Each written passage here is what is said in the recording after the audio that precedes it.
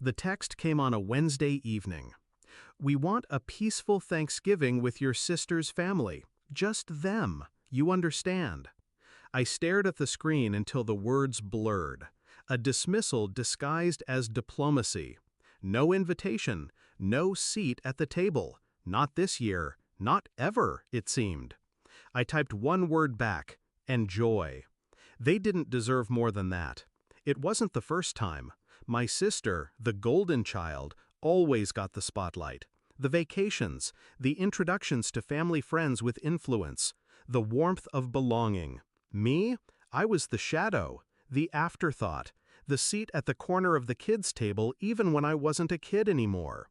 I used to beg for their approval, used to measure myself against her. But years of exclusion taught me something sharper than longing: patience. And patience, when paired with resources, turns into something dangerous. When my godfather passed last spring, he left me everything. Not just money, properties. A villa in Provence with stone walls that caught the light like fire at sunset. Enough to start over. Enough to change the balance. I never told my parents, or my sister.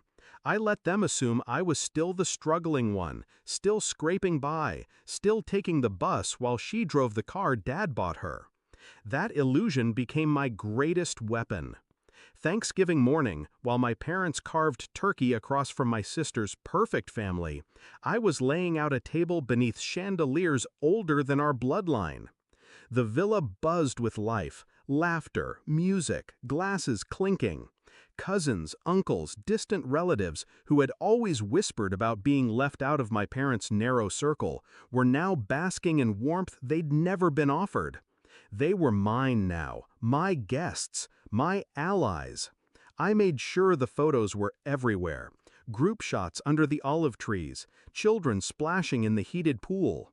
Long tables heavy with food and wine. Me at the center of it all, no longer invisible. I didn't tag my parents. I didn't need to. Word spreads fast in families. The first message came that evening. My mother, "Where are you?" I ignored it. An hour later, from my father, "What is this?" Attached was a photo someone had posted, me raising a glass at the head of the table with their siblings beside me. The caption read, "Best Thanksgiving ever, courtesy of our generous host." I pictured the moment they saw it. The silence at their table. My sister's fork pausing mid-air. My father's face flushing, his hand tightening around his glass. They had spent years pruning the family tree, cutting branches they didn't like, feeding only the parts that flattered them. And now, in one night, I'd grown an entire garden without them. They called. I didn't answer. They texted.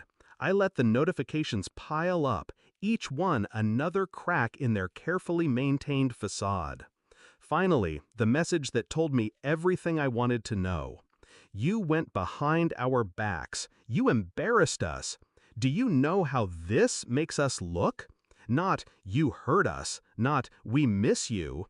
Just how this makes us look." That was the confirmation.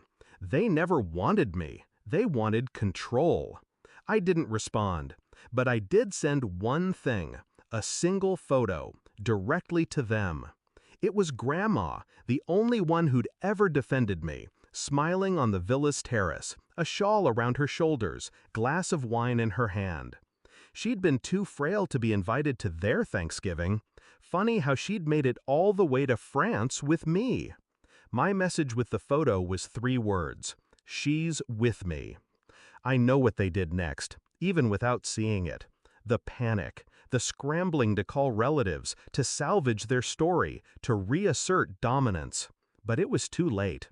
The center of gravity had shifted. Thanksgiving had revealed something no amount of their manipulation could undo. Without them, the family thrived. Without them, we laughed louder, stayed longer, felt freer. And they weren't part of it.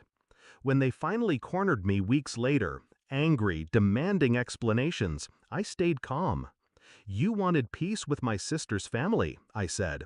"I gave you exactly that. Peace. Without me, Without Grandma, without anyone else you decided didn't matter. My father slammed his fist on the table. You humiliated us. I leaned forward, my voice low, steady. No, you humiliated yourselves. I just stopped playing along. The beauty of revenge isn't the shouting, it's the silence after.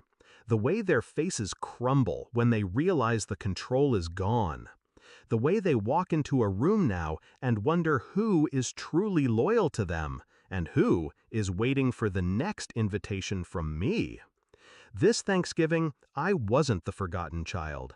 I was the host, the center, the one with power. And all it took was patience, one villa, and the courage to stop begging for a seat at their table and build my own.